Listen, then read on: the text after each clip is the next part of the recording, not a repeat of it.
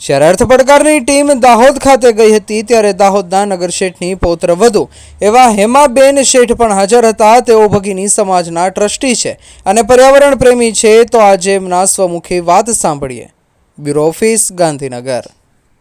આજે અમે દાહોદની બિલકુવા શાળાની અંદર છીએ અને અમારા અહીં એક પર્યાવરણના હિત રક્ષક એવા બેન હેમાબેન શેઠને હું કહીશ કે તે પર્યાવરણ વિશે આપણને થોડીક માહિતી આપશે।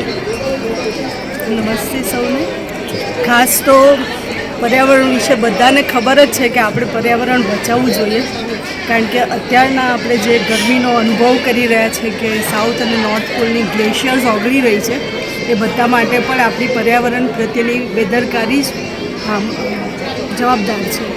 તો મને એવું લાગે છે કે શાળાના બાળકોને જ આપણે શીખવવું જોઈએ કે બાળકો આ પ્રકૃતિ છે કે જેના કારણે આપણું જીવન છે, જળ એ જીવન છે, આ જમીન ધરતી માતા છે, તો ધરતી માતા જ આપણને બધું અનાજ આપી રહી છે અને સૂર્યનારાયણનો પ્રકાશ છે તો જ આપણે જીવી રહ્યા છીએ। અને જો આપણે આપણા પર્યાવરણનું ધ્યાન નહીં રાખીએ, હાનિ કરીશું તો આપણું જીવન પણ ચોક્કસ જોખમમાં છે અને આપણે પણ જીવી નહીં શકીએ। તો સૌ કોઈ પર્યાવરણ પ્રત્યે જાગૃત થાય અને આપણે જે સુવિધા માટે આંધળી દોડ લગાવી છે તેમાં પર્યાવરણની હાનિ ન થાય એ ખાસ ધ્યાન રાખીએ આપણે અને પર્યાવરણને અનુરૂપ જીવન આપણે જીવીએ તો મને લાગે છે કે ચોક્કસ આપણી જવાબદારી આપણે પૂર્ણ ગણી કરાય છે।